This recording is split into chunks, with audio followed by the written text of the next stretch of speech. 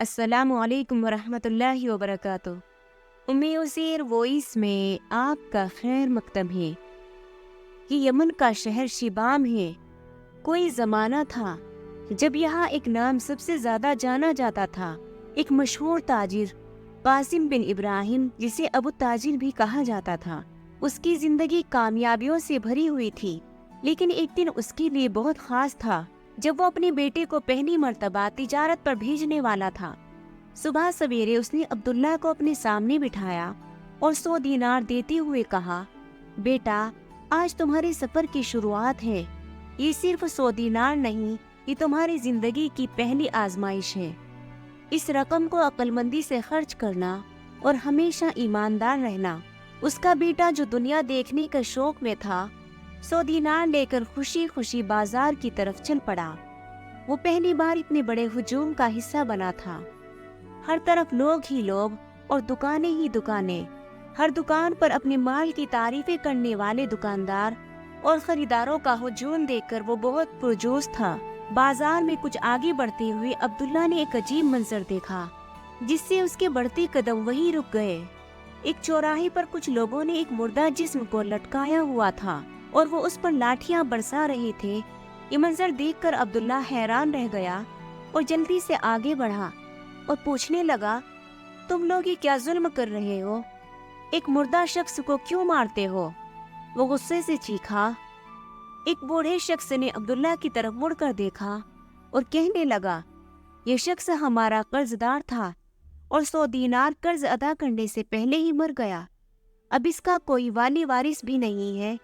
हम इसलिए इसे मार रहे हैं ताकि आने जाने वाले लोग रहम खाकर कुछ रकम दे जाएं, यहाँ तक कि उसका कर्ज पूरा हो जाए। इसके बाद हम इसे दफना देंगे। ये सुनकर अब्दुल्ला का दिल पसीज गया। उसने फौरन कहा, अगर सिर्फ 100 दीनार का मसला है तो ये लो, मेरे 100 दीनार रख लो और इस बेचारे को सुकून से दफना दो। वो सब लोग हैरान होकर अब्दुल्ला की तरफ देखने लगे। उन्होंने फौरन लाश को उतारा और उसे दफना दिया। अब्दुल्ला दिल में अजीब सी तसल्ली लिए वापस घर की तरफ रवाना हो गया। घर वापस पहुंचकर उसने अपने वालिद को सारा किस्सा सुनाया। वालिद ने एक लम्हे के लिए गहरी सांस ली और फिर मुस्कुराते हुए मजीद 100 दीनार अब्दुल्ला को थमा दिए। इस मर्तबा उसने बाजार जाकर माल खरीदा और एक काफिले के साथ सफर पर रवाना हुआ। जब वो काफिले के साथ शहर से बाहर निकला तो वो सोचने लगा कि अगर सफर के दौरान मुझे कोई मुश्किल पेश आई तो क्या ये काफिले वाले मेरे साथ खड़े होंगे या मुझे छोड़ देंगे। चुनांचे उसने काफिले में शामिल एक शख्स के पास जाकर कहा, मेरे भाई, क्या तुम मुझे पानी का एक मटका दे सकते हो ताकि मैं करीब एक तालाब से पानी भर लाऊं। काफिले वाले ने फौरन उसे मटका थमा दिया। वो पानी भरने के बहाने एक दरख्त के साए तले बैठ गया। वो गौर से देखने लगा कि काफिला उसका इंतजार करता है या नहीं। कुछ देर बाद उसने देखा कि काफिला आगे बढ़ने लगा और उसकी परवाह किए बगैर वो उसकी नजरों से ओझल हो गए। ताजिर के बेटे ने अफसरदगी से कहा, बिल्कुल ऐसा ही है। अगर मैं कहीं पीछे रह जाऊं या किसी हादसे का शिकार हो जाऊं तो ये लोग मुझे कभी याद नहीं करेंगे, ना ही मुझे तलाश करेंगे। इस एहसास ने उसे नाउम्मीद कर दिया और वो शहर की तरफ वापस लौट गया। कुछ दिनों के बाद उसने सोचा कि किस्मत को एक मर्तबा फिर आजमाता हूँ, शायद अगला काफिला बेहतर हो। उसने दोबारा अपना सामान तैयार किया और एक नए काफिले के साथ रवाना हुआ। लेकिन जल्द ही वही हुआ जो उसके साथ पहले हो चुका था। काफिला उसका इंतजार किए बगैर आगे बढ़ गया और वो फिर से तन्हा रह गया। तीसरी मर्तबा जब वो एक नए काफिले के साथ रवाना हुआ और हस्बे आदत पीछे रह गया तो उसके साथियों ने उसकी गैर मौजूदगी को फौरन महसूस किया और उसे अपने साथ ना पाकर काफिले वाले रुके, उसके बारे में फिक्रमंद हुए और उसे तलाश करने के लिए वापस लौटे। जब वो उसे तलाश करके वापस लाए तो ताजिर के बेटे ने दिल में इत्मीनान से कहा, ये लोग मेरे सच्चे साथी हैं और मैं इन पर हर तरह से भरोसा कर सकता हूँ।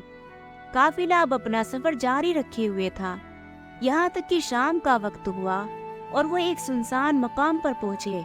उन्होंने रात गुजारने के लिए पड़ाव डाला और खाने की तैयारी शुरू की। تبھی صحرا کی وسیعتوں سے ایک نوجوان نمودار ہوا جس کے چہرے سے بہادری جھلک رہی تھی۔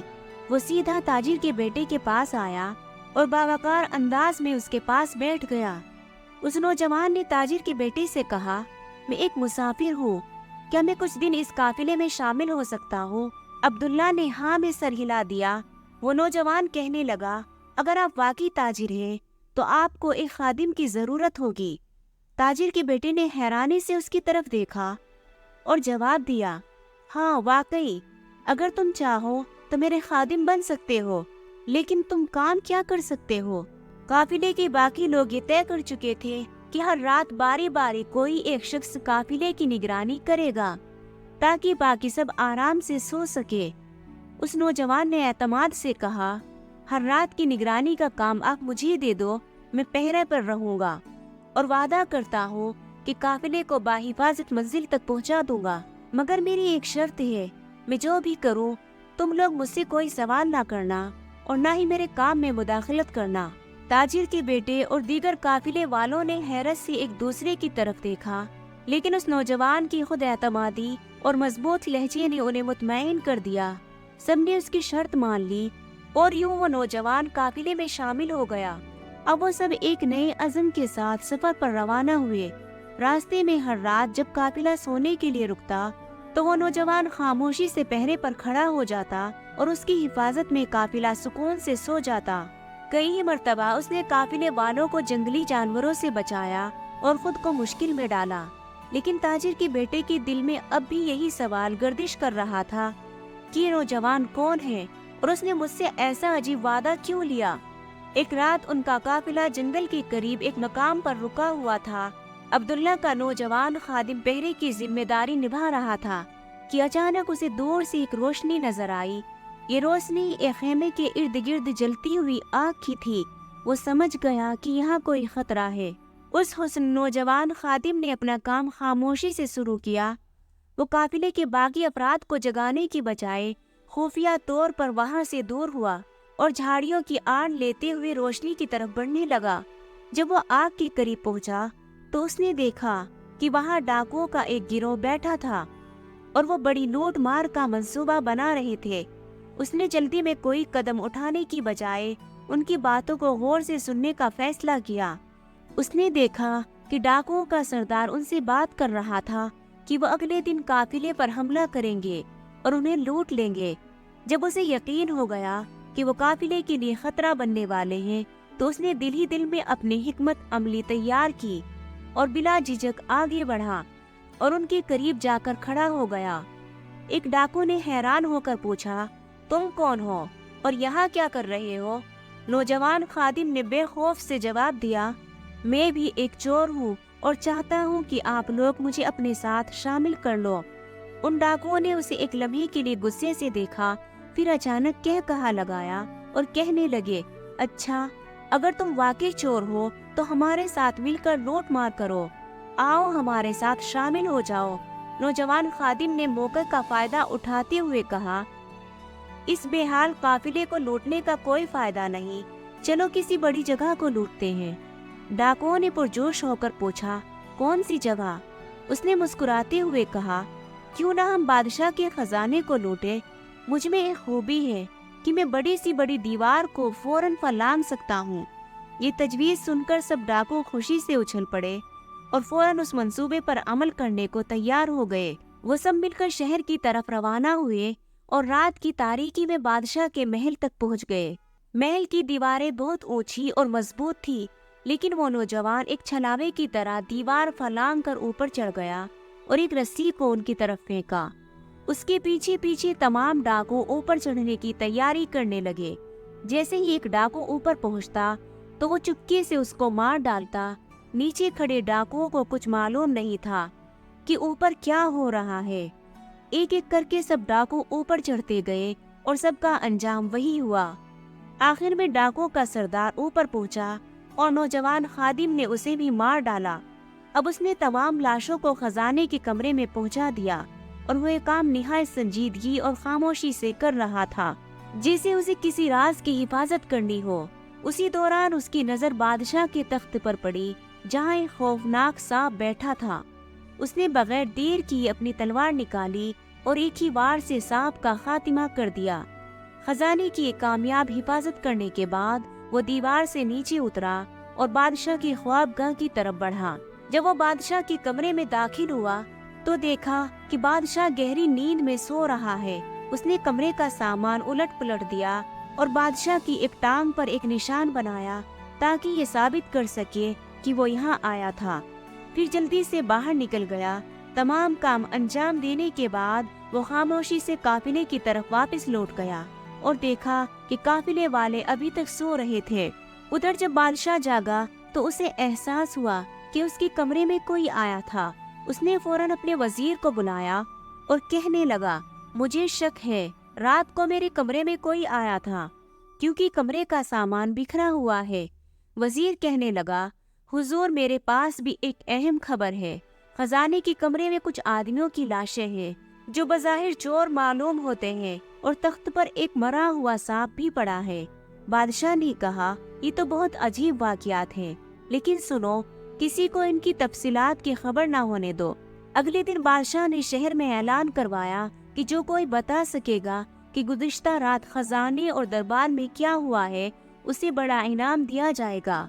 ये ऐलान सुनकर कई लोग आए और अपनी अपनी कहानियां सुनाते रहे, लेकिन बादशाह मुतमईन ना हुआ। दिन गुजरते गए लेकिन कोई भी हकीकत ना बता सका। आखिरकार बादशाह ने अपने वजीर से मशवरा किया और वजीर ने बताया कि शहर के करीब ताजिरों का एक काफिला हो सकता है। वो कुछ जानते हो? जब बादशाह के कासिद काफिले तक पहुँचे तो सबने यही बताया कि उन्हें उस वाक़ये से मुतालिक कोई इल्म नहीं। उसी वक्त अब्दुल्ला का नौजवान खादिम आगे बढ़ा और कहने लगा, मेरा मालिक इस बारे में सब कुछ जानता है। अब्दुल्ला हक्का बक्का रह गया और अपने खादिम की तरफ गुस्से से देखने लगा, लेकिन उसने चुपके से कहा, अपना वादा मत भूलो, मैं जो कहूँगा आपने मानना है और सवाल नहीं करना। बादशाह के कासिदों ने ताजिर के बेटे को दरबार आने की दरख्वास्त की, लेकिन वो जाने के लिए राजी ना हुआ। तब उसका खादिम बोला, मालिक, हमें बादशाह की इताअत करनी चाहिए। और ये सुनकर ताजिर के बेटे ने अपने खादिम की बात मान ली और दोनों बादशाह के दरबार में पहुंच गए। जब वो बादशाह के दरबार में पहुंचे तो उसने फौरन उनसे पूछा, बताओ तुम लोगों ने रात को क्या देखा? नौजवान खादिम बोला, हुजूर, मैंने तो कुछ नहीं देखा, लेकिन मेरे मालिक यहाँ मौजूद थे और उन्होंने सब कुछ देखा और एक एक बात मुझे बताई। बादशाह कहने लगा, जल्दी बताओ, उस रात क्या हुआ था? नौजवान खादिम ने पूरी कहानी सुना दी और बादशाह को बताया कि आपकी टांग पर एक निशान भी बनाया गया था। बादशाह ने जब अपनी टांग देखी तो निशान मौजूद था। उसे उनकी सच्चाई का यकीन हो गया और कहने लगा, तुमने सांप और डाकुओं को मार डाला, यूं मेरी जिंदगी और खजाने की हिफाजत की। मांगो, तुम दोनों क्या इनाम मांगते हो? नौजवान खादिम ने आजिज़ी से जवाब दिया, हुजूर, मैं नहीं, मेरा मालिक इनाम का हकदार है। फिर बादशाह ने ताजिर के बेटे को सोने और जवाहरात से भरा हुआ संदूक इनाम में दिया। जब वो बादशाह से इनाम लेकर वापस लौट रहे थे तो अब्दुल्ला बहुत हैरान था और ये सोच रहा था कि ये सब क्या है। उस नौजवान खादिम ने हर मौके पर मेरी हिफाजत की और अब मुझे इतनी बड़ी दौलत का मालिक बना दिया। ये कौन है और कहाँ से आया है और इसकी शनाख्त क्या है? उसने बिलाखिर खादिम से पूछा, तुमने झूठ क्यों बोला? मैं तो कुछ भी नहीं जानता था। तुम कौन हो और इतने दिनों से मेरी मदद क्यों कर रहे हो? अब्दुल्ला के खादिम ने मुस्कुराते हुए कहा, तुम मुझे नहीं जानते, लेकिन मैं तुम्हें पहचानता हूँ। कुछ अरसे पहले तुमने एक कर्ज अदा किया था। आज मैंने तुम्हारा वो कर्ज चुका दिया, लेकिन अब मेरा वक्त खत्म हो चुका और मुझे वापस जाना है। ये कहते हुए वो खादिम जिस तेजी के साथ पहली दफा नमूदार हुआ था, उसी तेजी से वापस पलटा और अब्दुल्ला की नजरों से ओझल हो गया। ताजिर का बेटा हैरत में डूबा रह गया और उस वाक़ये ने उसकी जिंदगी बदल कर रख दी और वो कभी ये ना जान सका कि वो खादिम हकीकत में कौन था। क्या वो उसी लाश का साया था, एक इंसान था, या खुदा की भेजी गैबी मदद? हकीकत जो भी थी, लेकिन अब्दुल्ला ये बात समझ चुका था कि इंसान की बेलूस नेकी कभी ज़ाय नहीं जाती और अच्छे अमाल का बदला हमेशा किसी न किसी सूरत वापस लौट कर आता है। دوستوں امید ہے آپ کو آج کی یہ کہانی پسند آئی ہوگی۔ ویڈیو کو لائک کریں، کمنٹس میں اپنی رائے کا اظہار ضرور کریں اور ہمارے چینل عزیر وائس کو سبسکرائب کریں۔ شکریہ۔